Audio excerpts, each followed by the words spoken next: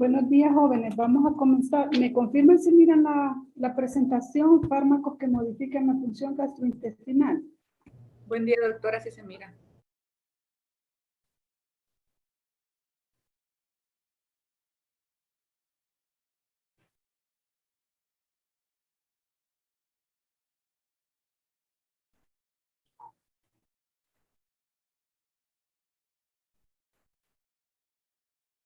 Bueno, entonces, este es el último tema del tercer parcial. Este tema tiene dos subtemas, porque al igual que en cardiovascular, que vimos corazón y vimos vasos sanguíneos, gastrointestinal, vamos a ver gastro, que es estómago, e intestinal, vamos a ver la farmacología de los fármacos que trabajan a nivel del intestino. Entonces, igual, este es el tema general y de este tema se desprenden dos subtemas. Los fármacos que trabajan en estómago y fármacos que trabajan en intestino.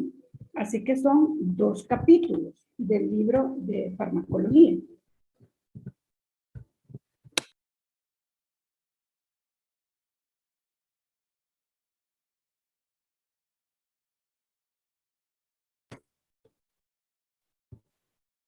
Esos dos capítulos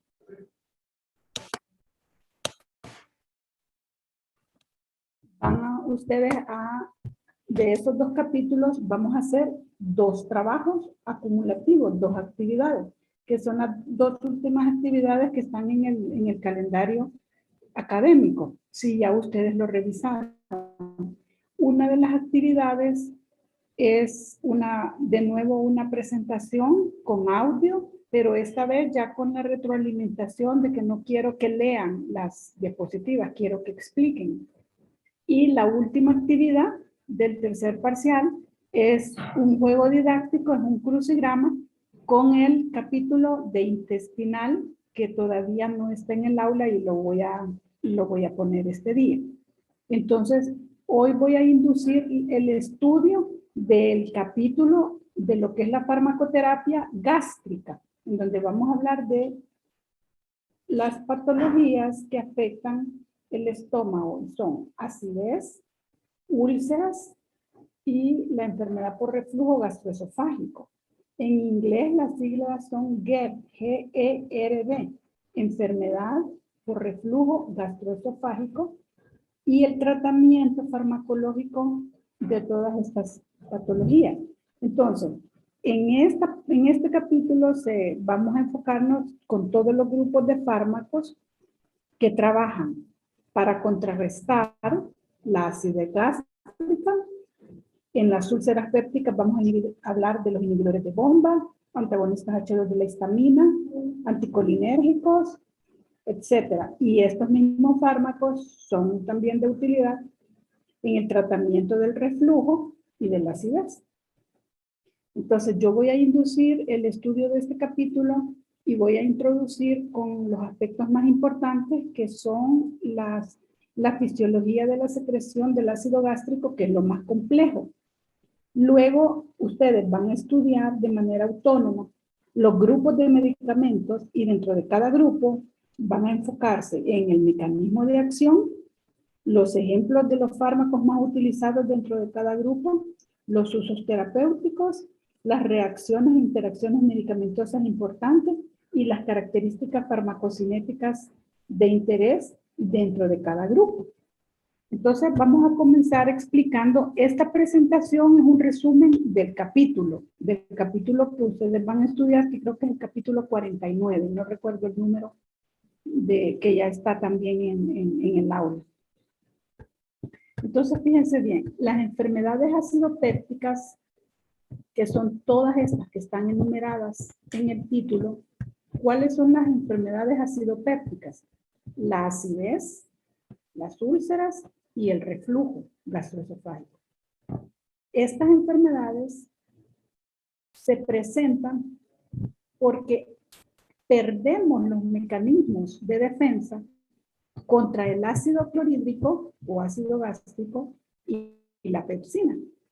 Normalmente, el ácido gástrico y la pepsina son indispensables para realizar las funciones del aparato gastrointestinal. Los necesitamos, pero son factores patógenos porque son altamente cáusticos. O sea, si ustedes toman ácido gástrico, que es ácido clorhídrico, y por la mañana está un pH de 2 y lo colocan en la piel, les causaría una quemadura a lo que se llama úlcera. Y si lo mismo ocurre a nivel de estómago, y eso es una úlcera gástrica.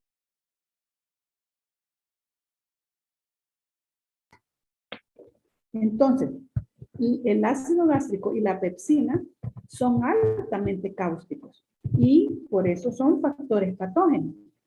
Pero fisiológicamente nosotros estamos diseñados con mecanismos de defensa intrínsecos que impiden que el ácido gástrico y la pepsina nos enfermen. Cuando nosotros perdemos esos mecanismos de defensa y se produce un reflujo del contenido gástrico hacia el esófago, en donde tenemos un mecanismo de defensa primaria, entonces se produce el reflujo gastroesofágico, que puede causar esofagitis erosivas y dispepsias. Otro mecanismo que tenemos muy utilizado, otro mecanismo fisiológico utilizado para la defensa de la mucosa, y ese ya lo hemos hablado, es la secreción de un moco de un grosor importante y espeso que es secretado gracias a la acción de las prostaglandinas, principalmente la prostaglandina E, y también interviene en su secreción el óxido nítrico. Si de alguna patología interfiere en la secreción de esas prostaglandinas, como por ejemplo también el uso de fármacos como los AINE, entonces también se puede alterar este mecanismo de defensa y ante ello formarse una úlcera gástrica o al inicio del intestino delgado, que es en el duodeno, una úlcera duodenal, o en ambos sitios y tenemos una úlcera gastroduodenal. Entonces, estos mecanismos de defensa, tanto la esofágica primaria como la generación local de prostaglandinas y óxido nítrico, cuando se ven obstaculizados, entonces tenemos ya problemas de trastornos o de enfermedades acidopépticas. Más recientemente se descubrió que como la parte de la fisiopatología de la úlcera gástrica, además de la falta de generación del moco, era dada por la reproducción de una bacteria a nivel estomacal, que es un bacilo gram negativo, llamado Helicobacter pylori, y que desempeña un papel clave en el origen de esta enfermedad acidopéptica. Entonces ya esto motivó a cambios en el tratamiento y a un abordaje farmacológico diferente, porque la úlcera no solo era cicatrizada evitando la secreción de ácido, sino que también requería el tratamiento antibiótico para contrarrestar a la Helicobacter pylori. Por eso actualmente se considera el uso de antibióticos como metronidazol, macrólidos, fluoroquinolonas, para tratar una úlcera gástrica cuando la etiopatogenia descansa en la reproducción del Helicobacter pylori a nivel del estómago. Entonces, concluimos que nosotros tenemos fisiológicamente mecanismos de defensa ante el ácido gástrico y la pepsina. Cuando esos mecanismos fallan, estamos entonces expuestos a enfermedades acidopépticas. Y esos mecanismos de defensa son la defensa esofágica primaria y la generación local de prostaglandinas y el óxido nítrico. Ok, entonces es importante para poder comprender mejor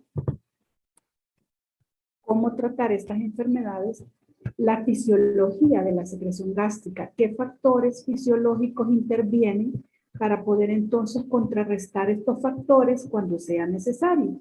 Sin embargo, es importante aclarar que la secreción de ácido gástrico es compleja porque intervienen varios factores, no solo interviene un factor. Imagínense que en esta secreción de ácido gástrico, como ya aprendieron, no solo interviene el sistema nervioso periférico, también interviene el sistema nervioso central.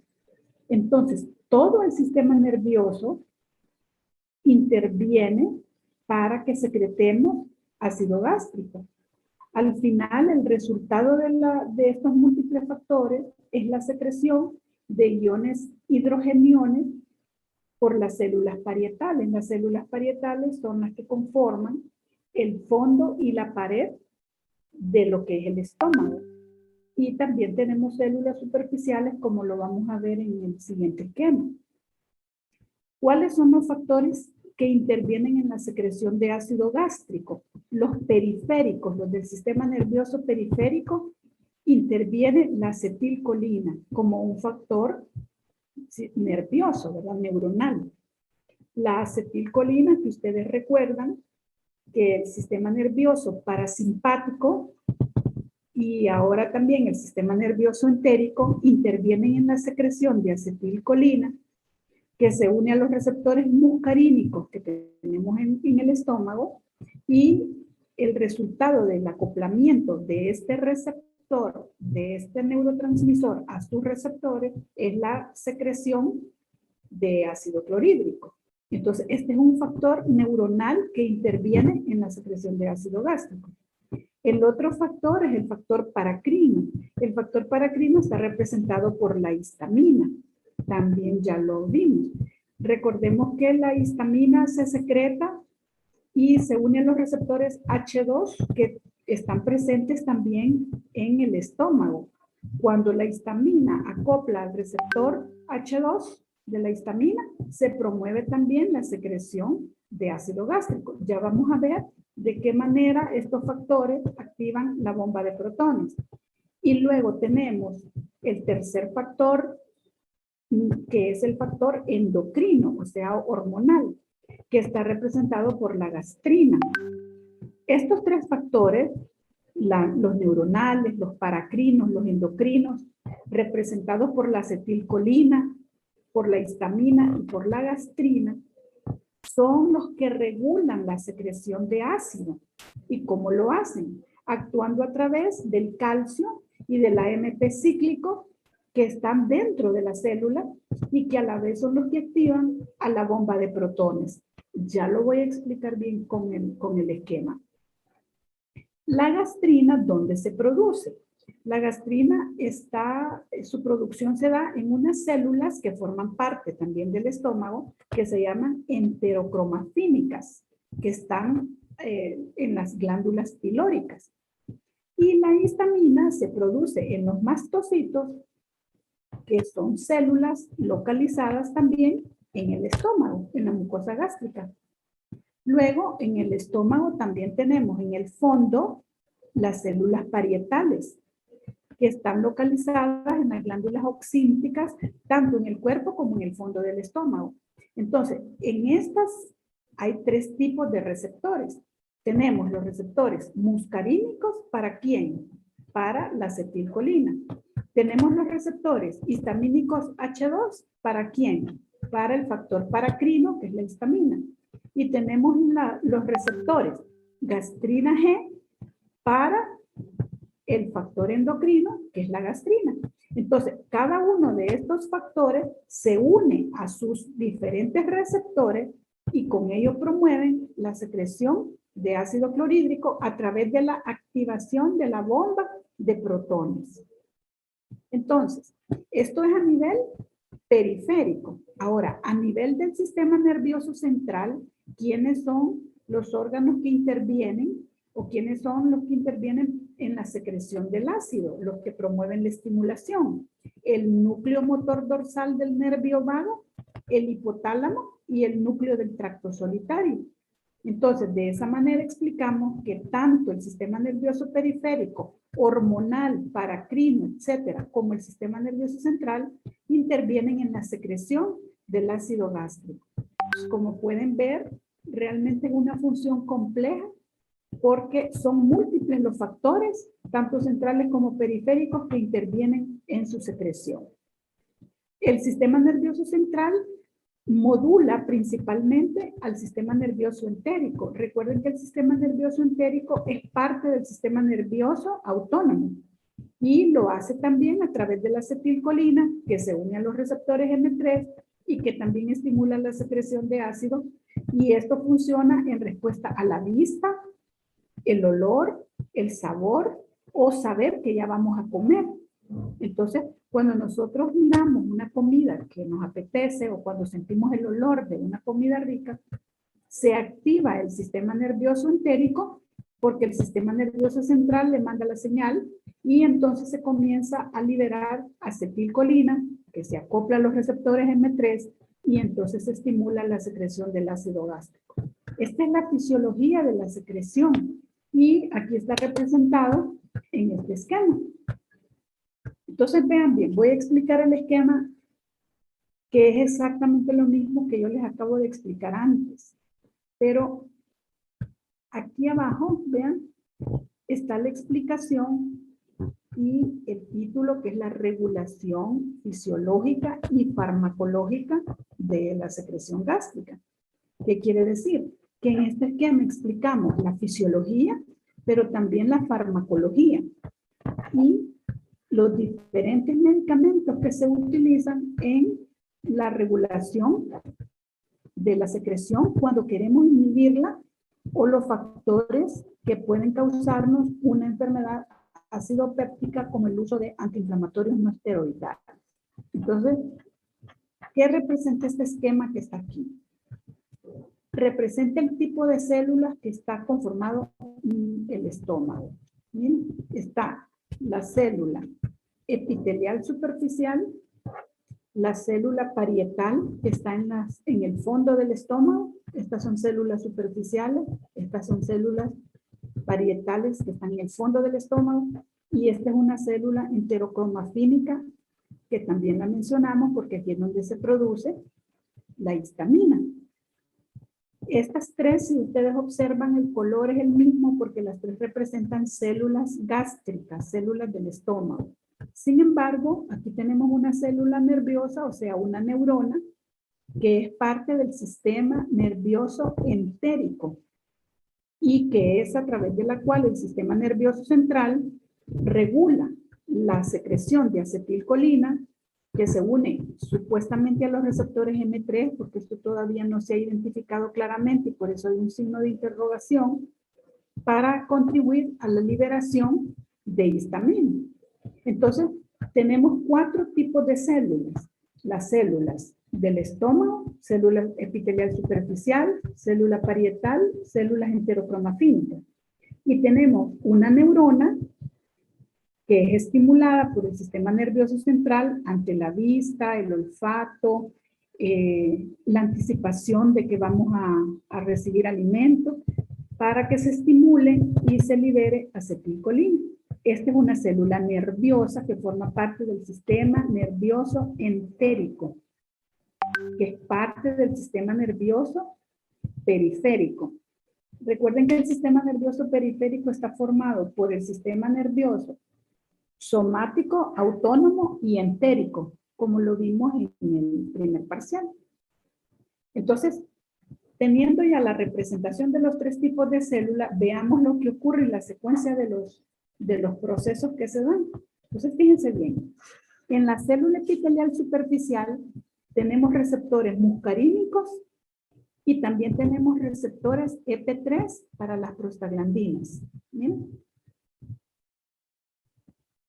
Tenemos receptores muscarínicos y tenemos receptores EP3 para las prostaglandinas.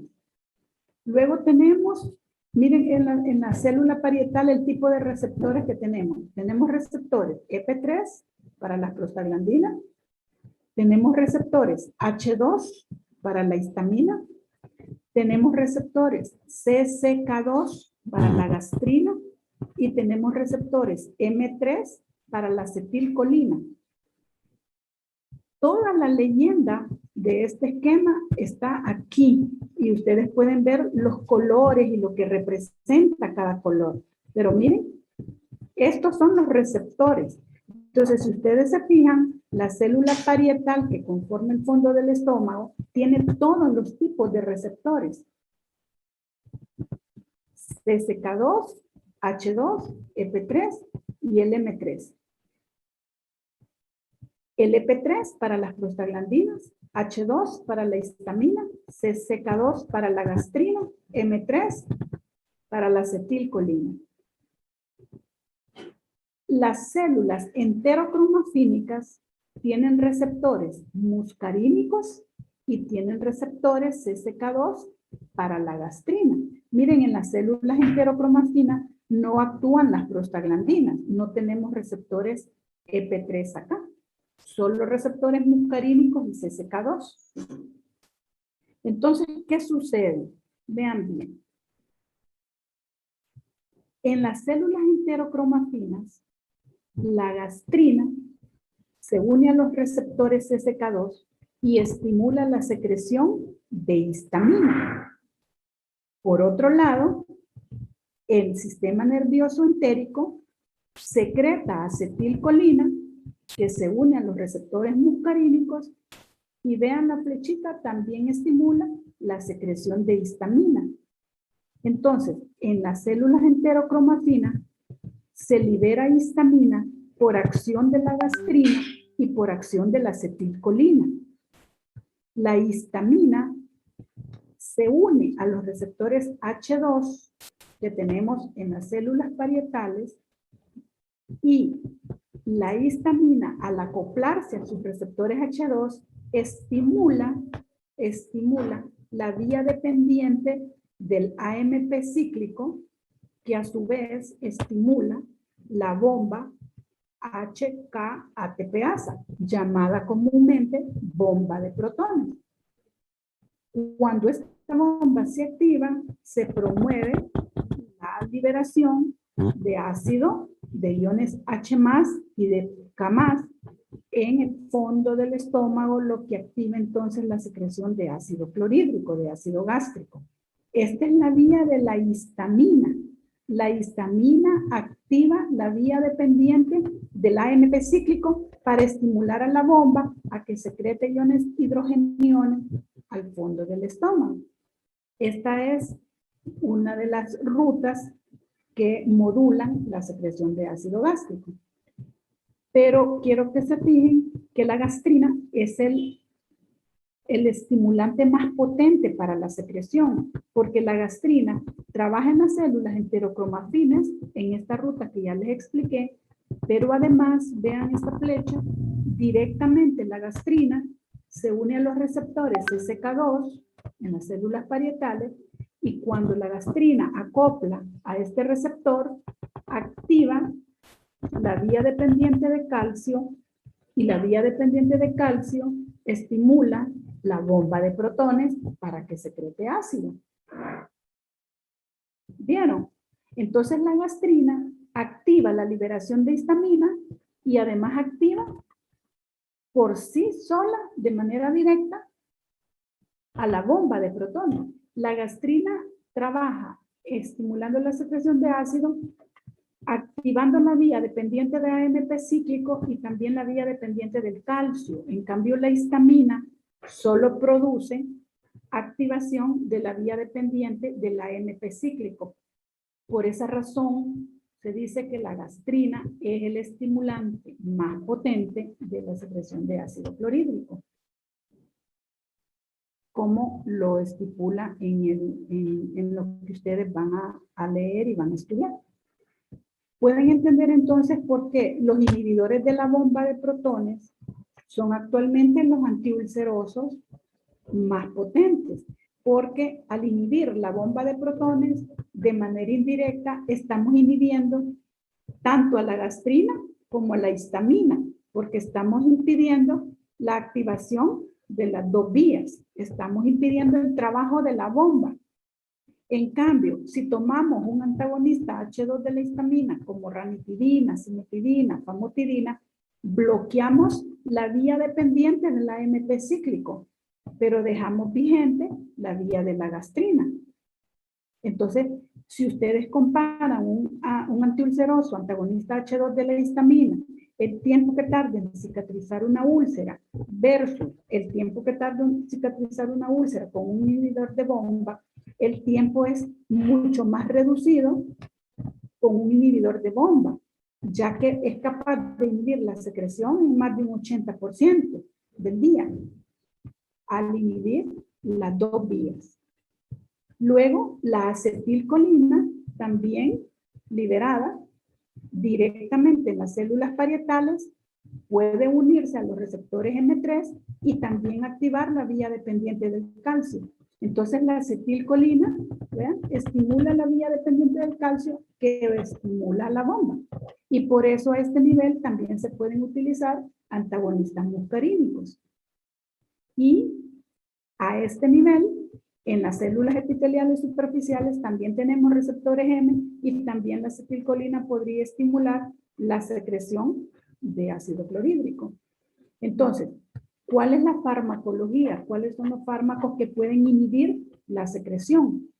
Podemos inhibir el acoplamiento de acetilcolina a los receptores muscarínicos.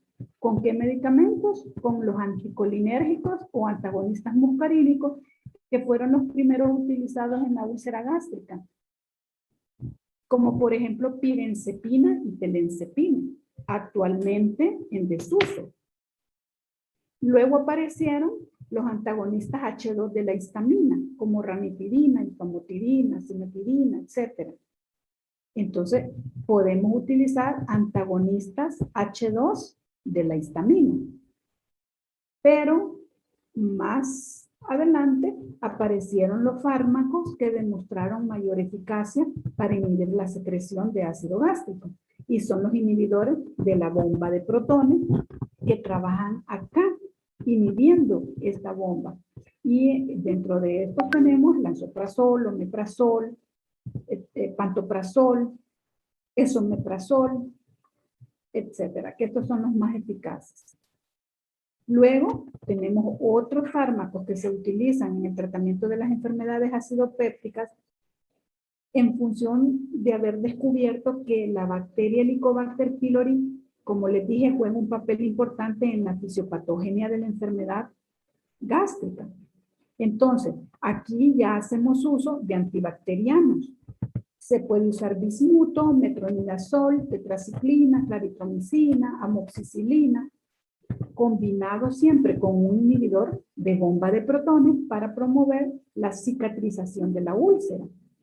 Asimismo, tenemos medicamentos que pueden trabajar solo en las células epiteliales superficiales, promoviendo la citoprotección de estas células, como por ejemplo el sucralfato y la carbenoxolona.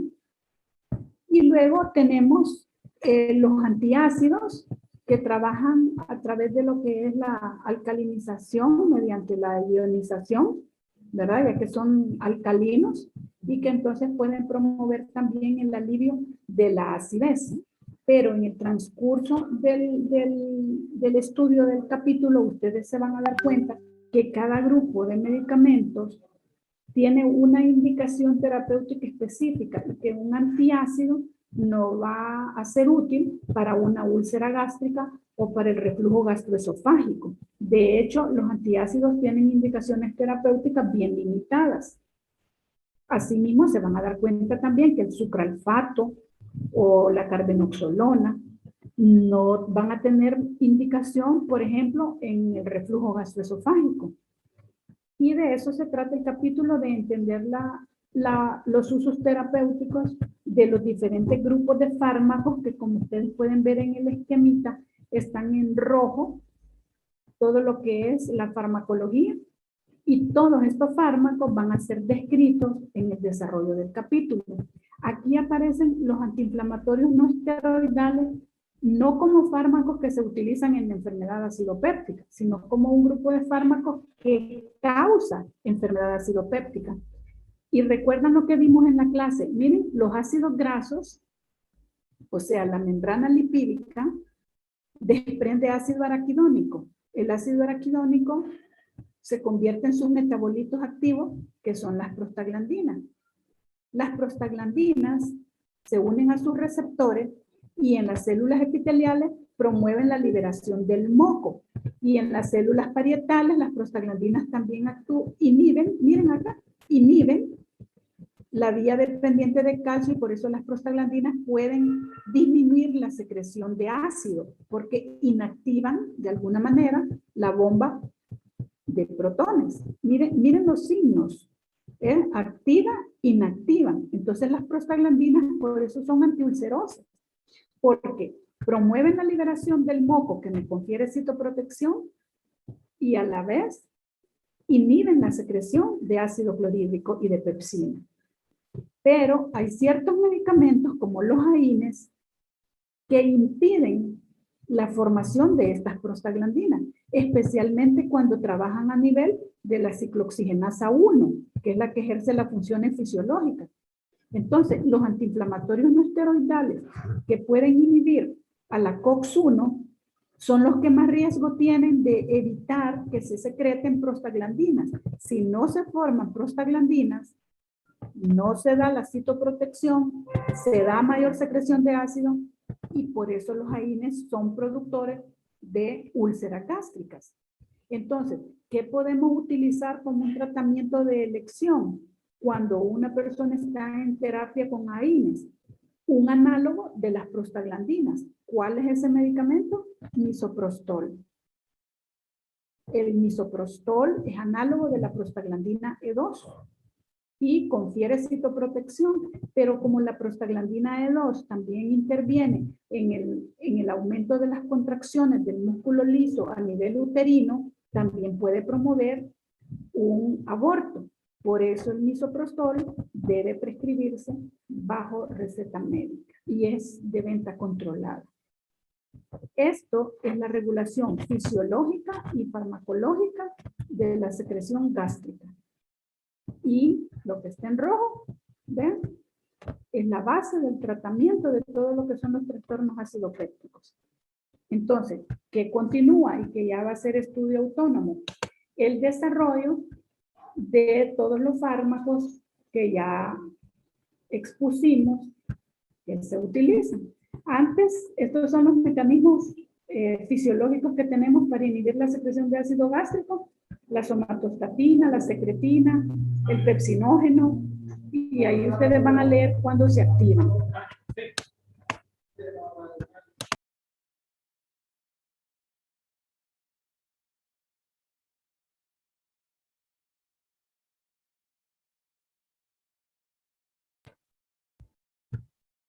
Miren, si el pH disminuye por debajo de 3, se inhibe la producción de gastrina.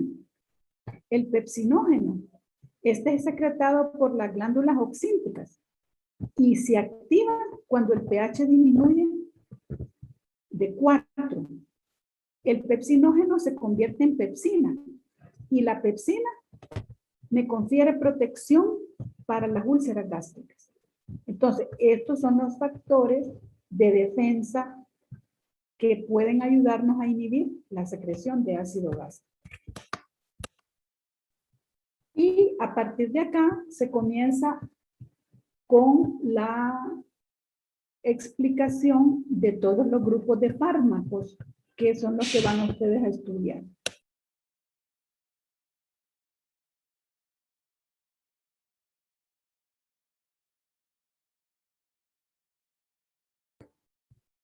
Entonces se comienza en el capítulo con los inhibidores de la bomba de protones.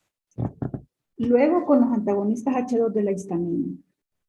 Luego con los antiácidos, luego con los citoprotectores. Van todos los grupos de los fármacos que vimos en el esquema anterior. ¿Qué van a manejar de cada grupo? El mecanismo de acción. De cada grupo, el mecanismo de acción. Los ejemplos representativos o los representantes de cada grupo. Miren los inhibidores de bomba. Lansoprazol, omeprazol, rabeprazol, pantoprazol, etc. Ya muchos los conocen. Luego, ¿qué van a manejar? Características farmacocinéticas importantes. ¿Qué otra cosa? Efectos secundarios e interacciones farmacológicas. Y por último, los usos terapéuticos de cada grupo. Luego continuamos. Antagonistas del receptor H2, o sea, antihistamínicos H2. Los representantes de cada grupo. Mecanismo de acción y farmacología. Igual, características farmacocinéticas importantes. Reacciones adversas e interacciones farmacológicas. Usos terapéuticos de los antagonistas H2 de la histamina. Continuamos. Fármacos que aumentan la defensa de la mucosa. Misoprostol, igual, mecanismo de acción, lo mismo, ¿verdad? Y el misoprostol ya lo mencionamos. Sucralfato, antiácidos, los diferentes antiácidos que hay, bicarbonato de sodio, carbonato de calcio, el más utilizado que es la combinación de hidróxido de aluminio y de magnesio para combinar un antiácido de acción rápida y otro de reacción lenta. Uno me estriñe, el otro me causa diarrea y con eso logro un equilibrio. Todo eso está en el capítulo. El magaldrato, la simeticona, que es una sustancia tensoactiva que sirve para el reflujo esofágico y para los gases, la simeticona. Miren, acá están todos los diferentes preparados que existen. Y luego las estrategias terapéuticas ya en la enfermedad del reflujo gastroesofágico, el tratamiento médico, ya los trastornos acidopépticos, el tratamiento, las estrategias terapéuticas específicas, el tratamiento de las úlceras gastroduodenales, diferentes esquemas de tratamiento y el esquema cuando la úlcera es causada por Helicobacter pylori, diferentes esquemas de tratamiento con antibacterianos más antagonistas H2 o con antibacterianos más inhibidores de bomba, tratamientos por 14 días, por 10 días, van a haber diferentes esquemas de tratamiento que existen. El capítulo está claro y ordenadito mi presentación en función de los diferentes grupos de fármacos.